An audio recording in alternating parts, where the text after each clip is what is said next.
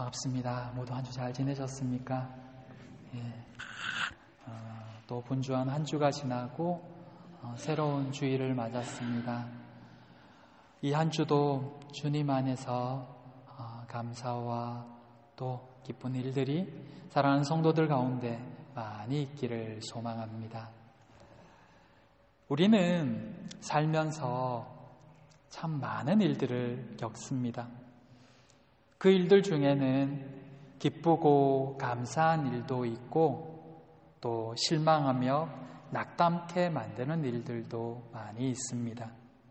그리고 선택해야 할 여러 일들도 만나게 됩니다. 그 속에서 우리는 후회하기도 하고 때로는 안도의 한숨을 내쉬기도 합니다. 그런데 그 모든 일들이 좋은 일이었던 또는 안 좋은 일이었던 간에 우리 인생에 있어서 유익한 시간이 될 수 있는 길은 기회가 될 때 다시 돌이켜보며 생각하는 것입니다.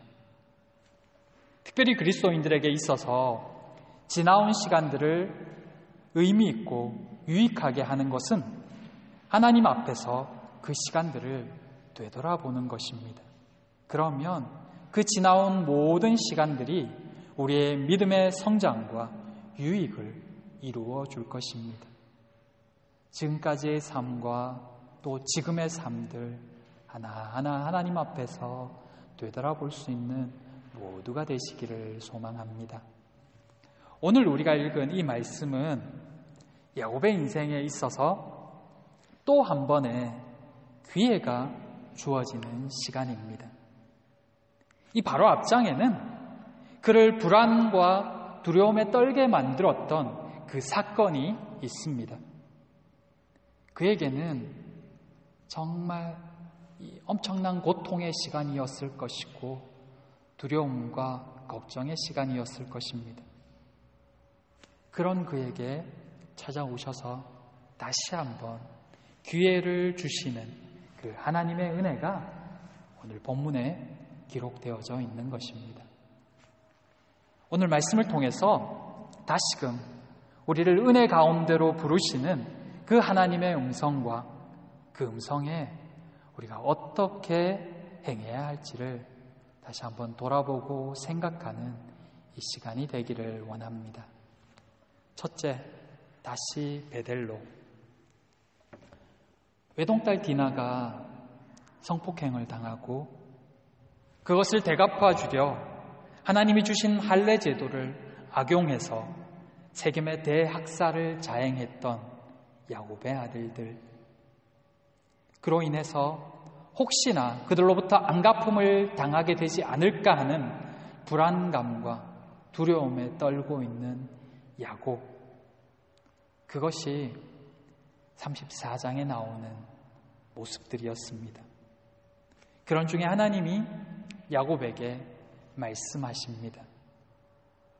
하나님께서는 야곱에게 베델로 올라가서 제단을 쌓으라고 이야기하십니다. 그곳은 야곱이 도망자 신세로 외삼촌 라반을 향해 가던 중에 여호와께서 그를 만나 주신 장소였습니다. 그곳에서 그는 살아계신 하나님을 경험했었고 또한 다시 돌아와서 하나님께 제단을 쌓겠다고 약속했던 장소도 바로 이 베델이었습니다. 하나님은 왜 큰 고통과 두려움 중에 빠져있는 이 야곱에게 베델로 올라가서 제단을 쌓으라고 말씀하셨을까요? 이곳은 단순히 장소만을 의미하지 않습니다. 물론 그곳은 하나님이 그를 만나주신 장소였고 야곱이 서원한 또한 그 장소이기도 했지만 그곳은 그 이상의 의미가 있는 곳이었던 것입니다. 하나님이 왜 야곱을 베델로 부르시고 또 그곳에서 제단을 쌓으라고 하셨을까요?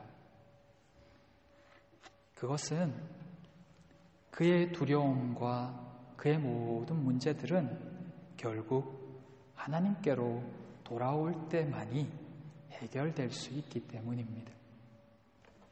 하나님과의 영적인 관계가 회복될 때에야 비로소 모든 것들이 회복될 수 있기 때문이라는 것입니다.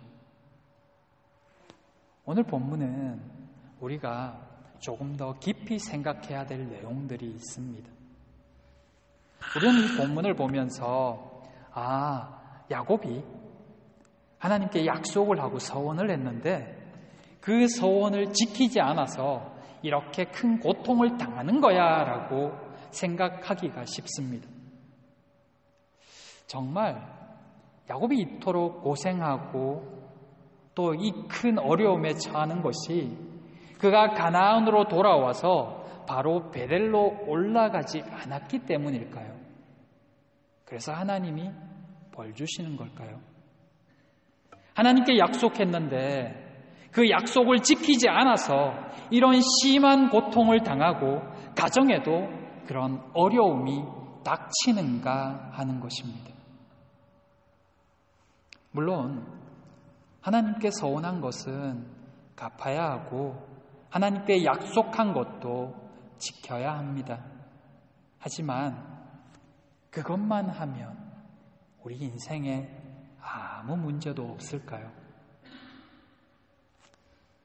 하나님께서 단지 야곱이 하나님께 약속했으니까 베델로 올라가서 하나님께 약속한 것을 지키라고 그를 베델로 부르신 것일까요? 만일 그 약속 때문이었다면 야곱은 여전히 약속을 다 지키지 못하고 있었습니다.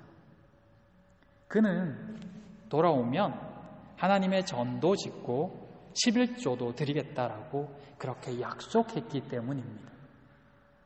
근데 실제로 그것을 다 지켰다라는 기록은 없습니다. 하나님이 야곱에게 그가 한 약속을 지키게 하기 위해서 그를 단순히 베델로 부르신 것이 아니었다는 것입니다. 또한 하나님께서 야곱을 가나안으로 다시 돌아오게 하신 것은 그를 돌아오게 해 주시겠다라는 그 약속을 지키기 위해서만이 아니라는 것입니다. 이것은 굉장히 단순한 사고이고 눈에 보이는 것만 생각하는 것입니다. 사실 이 일의 뒤에는 하나님의 더 큰 계획하심이 있습니다. 하나님은 아브라함과 그 자손들을 통해서 열방을 향한 하나님의 일들을 이루기 원하셨습니다. 그 계획하심 가운데 지금 야곱이 있는 것입니다. 아브라함을 쓰셨고 이삭을 사용하셨듯이 그렇게 지금 야곱을 쓰시고자 하시는 것입니다. 그 일을 위해서 다시 야곱을 약속의 땅 가나안으로 돌아오게 하신 것입니다. 그런데 아무리 약속의 땅이라 할지라도 그곳에서 구별됨이 없다면 가나안 원주민들과 똑같이 살고 있다면 그는 사용될 수가 없는 것입니다. 그러기에 약속의 땅으로 온 이 야곱이 지금 가야 할 곳은 하나님을 만난 곳 베델이어야 하는 것입니다. 그곳에서 다시 하나님 앞에 서야 하는 것입니다. 하나님과 영적인 관계가 온전히 회복되어져야 그 다음에 그 약속의 땅에서 하나님의 자녀로 살 수 있고 쓰임받을 수 있기 때문입니다. 그렇게 그가 베델로 왔을 때 하나님은 어떻게 표현하시냐면 이제 그가 밧담 아람에서 돌아왔다고 말씀합니다. 그리고 그에게 복을 주시고 그 약속의 땅에 합당한 자답게 이스라엘이라는 새 이름으로 다시 불러주고 있는 것입니다. 이스라엘이라는 이름은 이미 야복강에서 주셨습니다. 그런데 지금 다시 이스라엘이라고 불러주고 계신 겁니다. 그 이름은 하나님이 주신 약속의 땅에서 약속의 자녀로 살아갈 때 합당한 이름이기 때문입니다. 그리고는 하나님께서 이제 그 조상에게 주셨던 그 약속의 말씀을 다시 새롭게 야곱에게 주고 계셨던 것입니다. 베델은 그가 하나님을 다시 만날 수 있는 영적인 회복의 장소였던 것입니다. 그렇게 하나님과의 관계가 다시 회복되어졌을 때 그는 그 땅에서 하나님의 사람으로 살며 하나님의 은혜와 인도하심 아래 평안히 살고 또 하나님의 뜻을 이룰 수 있고 따를 수 있는 것입니다. 사랑하는 성도 여러분,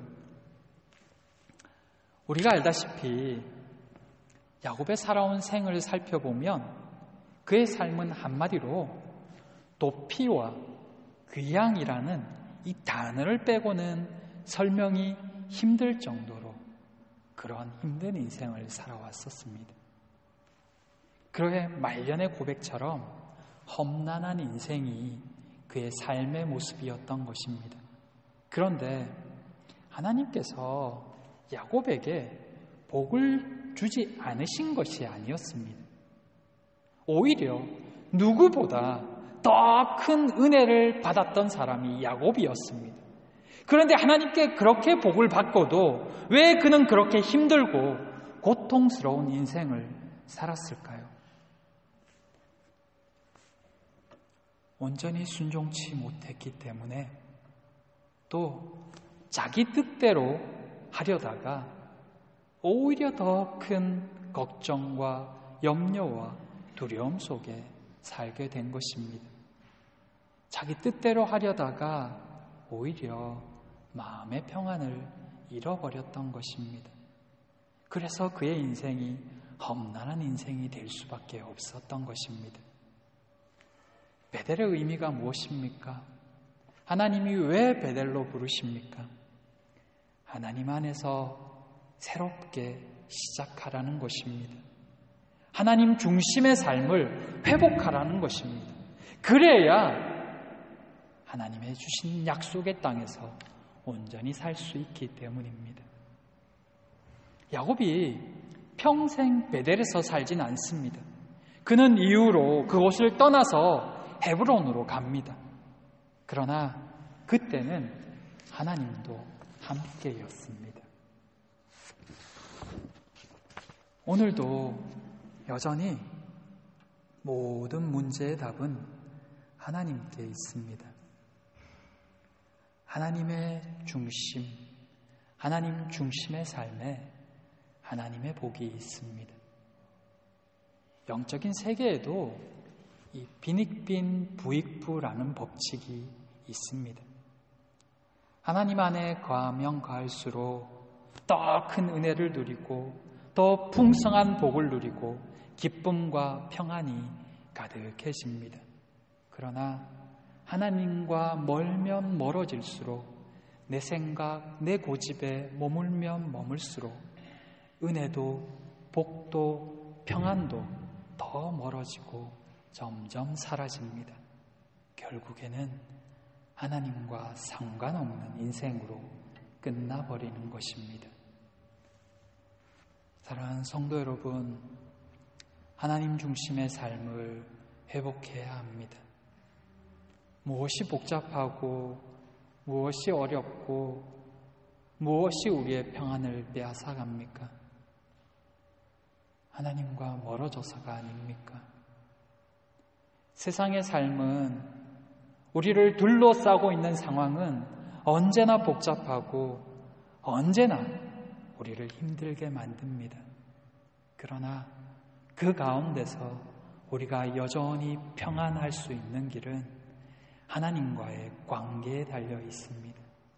사람의 문제인 것 같지만 실상 그 핵심에는 하나님과의 관계가 틀어져 있기 때문에 내 마음의 평안이 없어지고 잃어버리고 빼앗겨져서 불안하고 초조하고 마음이 흔들리는 것입니다. 하나님께서 베델로 부르십니다. 불안과 초조에 떨고 있는 야곱에게 베델로 올라가서 하나님께 제단을 쌓으라라고 말씀합니다. 그게 그의 살 길이기 때문입니다. 사랑하는 성도 여러분, 하나님 앞에서 우리의 삶을 돌아보고 인격적으로 하나님을 더 깊이 만나고 경험하시기를 바랍니다. 하나님 앞에 더 무릎 꿇으시기 바랍니다. 그러면 그 안에 해답이 있습니다. 사랑하는 우리 모든 성도님들마다 그런 은혜와 복을 누리게 되시기를 바랍니다. 그렇게 이곳이 하나님의 사람으로 넘쳐나게 되기를 진심으로 소망하고 기도합니다. 둘째, 의복을 바꾸어 입어야 합니다. 하나님께서 야곱에게 베델로 올라가라고 하셨습니다. 야곱은 그 말에 순종합니다. 상황이 꽤 복잡하고 두려웠지만 그래서 더 하나님의 말씀에 순종하고자 애쓰고 있습니다. 사실 야곱하면 꽤 많고 허물 많고 잔머리 잘 돌아가는 그런 사람이었지만 그런 그가 하나님께 사랑받고 쓰임받는 이유가 바로 여기에 있습니다. 야곱은 때마다 일마다 틈만 나면 소위 이 잔머리를 굴리고 자기 생각대로 하려고 했지만 그럼에도 하나님이 무슨 말씀을 하시면 그대로 순종하려고 한다는 것입니다. 평상시에는 자기 고집대로 하려고 하다가도 하나님이 말씀하시면 일단은 순종하고 보는 것입니다. 그래서 고통과 힘듦 중에도 하나님의 은혜를 맛볼 수 있는 것입니다. 지금도 마찬가지입니다. 그는 주위 민족들이 자신을 칠까봐 두려움과 공포 속에 휩싸여 있습니다. 그러나 하나님이 베델로 올라가라 말씀하시자 즉각적으로 순종합니다. 그랬더니 5절에서 보듯이 하나님께서도 즉각적으로 그를 보호하고 계십니다. 그런데 이 야곱의 순종은 여기서 그치지 않습니다. 그는 하나님을 인격적으로 만났던 그곳으로 가기로 결심하자 즉시로 그곳으로 가는데 걸림돌이 될 만한 것들을 제거하기 시작합니다. 2절에 보면 그는 자기뿐만 아니라 자기 집안 사람들과 자기에게 속한 모든 자들에게 말하기를 그들 가운데 있는 모든 이방 신상들을 버리고 정결케 하라고 명령합니다. 그리고 그들의 의복을 바꾸어 입으라고 합니다. 하나님의 백성들에게 이방 신상들을 버리라는 요구는 당연한 요구라고 생각되지만 또 이 말은 바꾸어 생각해 보면 버리라고 말할 정도로 야곱 일행에게도 이방 신상들이 결코 낯선 물건이 아니었구나 하는 것을 생각하게 합니다.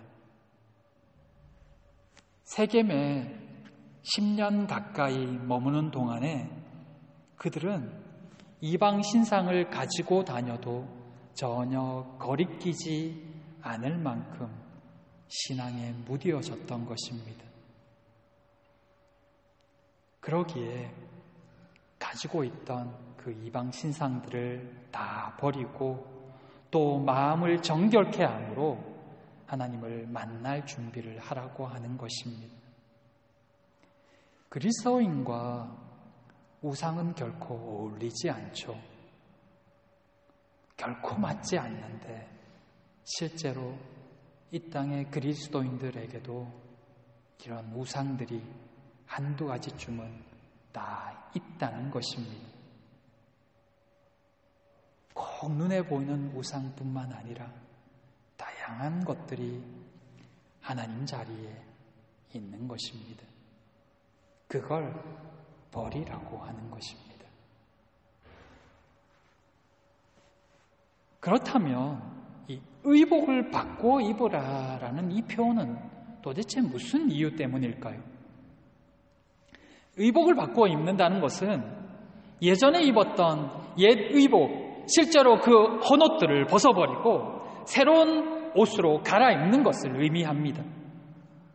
이것은 곧 그들이 이제는 이전과 다른 모습과 태도로 하나님만을 섬길 것을 스스로 또 다른 사람들도 볼 수 있도록 증거하는 행위라는 것입니다. 이것은 출애굽기 19장 10절에 보면 하나님께서 말씀하시듯이 훗날 이스라엘 백성들이 하나님 앞으로 나아갈 때나 부정한 것에서 벗어날 때 옷을 빨아입게 하는 모습으로 또 나타나고 있습니다. 스스로 정결케 하는 이 행위가, 그것을 나타내는 증거가 옷을 갈아입는 것으로 표현되고 있는 것입니다.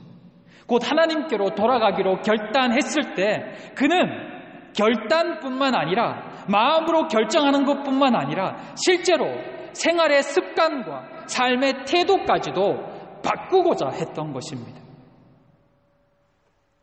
그러자 모두가 자신들이 가지고 있던 이방 신상들과 함께 자기 귀에 있던 귀고리들과 또 고리들, 코에 걸었던 고리들을 비롯해서 그런 고리들을 다 버리고 있음을 볼 수가 있습니다.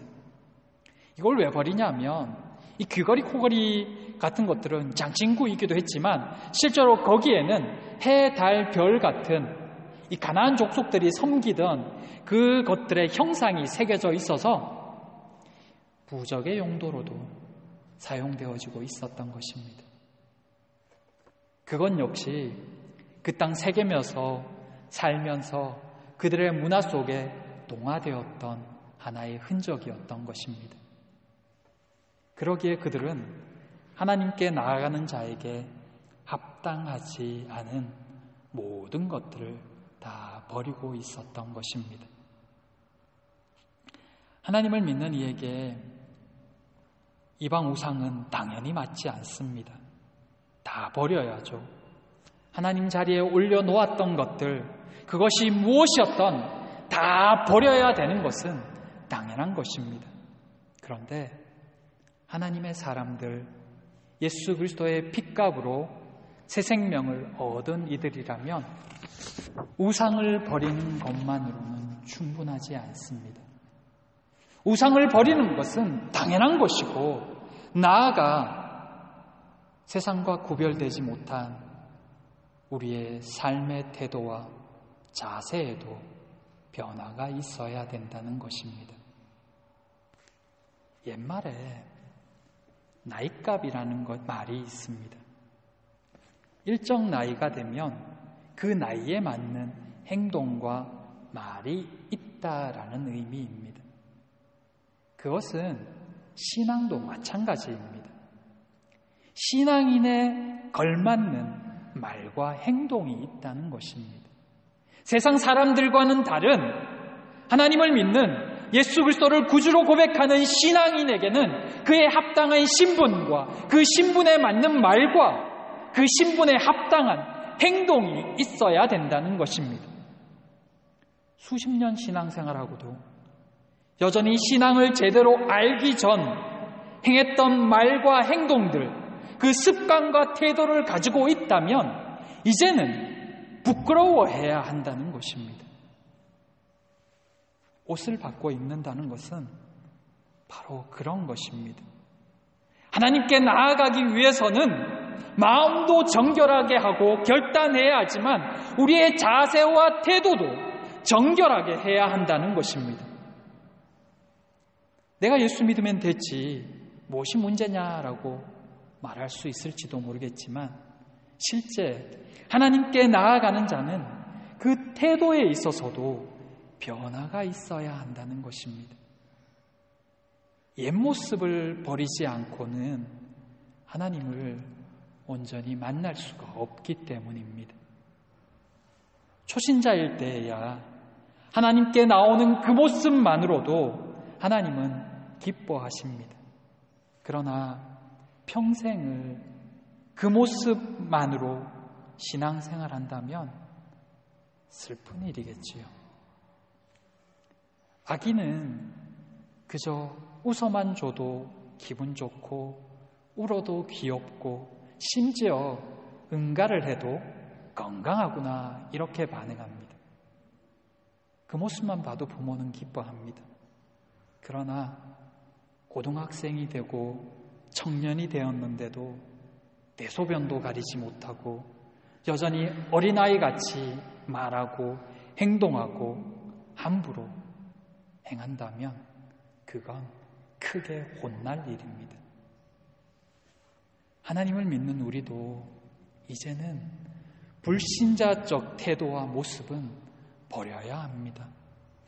세상과 구별되지 못한 습관과 생활 자세를 바꾸어야 합니다. 에베소서 4장 22절 24절에 너희는 유혹의 욕심을 따라 썩어져 가는 구습을 따르는 옛사람을 벗어버리고 오직 너희의 심령이 새롭게 되어 하나님을 따라 의와 진리의 거룩함으로 지으심을 받은 새 사람을 입으라라고 말씀합니다.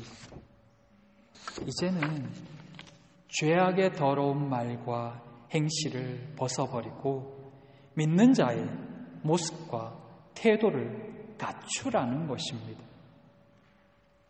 사랑하는 성도 여러분, 행함이 없는 믿음은 죽은 믿음이라고 했습니다. 예수님을 믿는다고 말하지만 실제 그 삶에 변화가 없고 달라짐이 없다면 그의 믿음은 죽은 믿음이라는 것입니다. 하나님을 믿는다고 말하면서도 그 삶에서 변화를 싫어하고 말씀에 순종하기를 싫어한다면 그는 하나님을 온전히 믿는 것이 아닙니다. 믿음은 순종으로 나타나고 변화로 증거되어지기 때문입니다.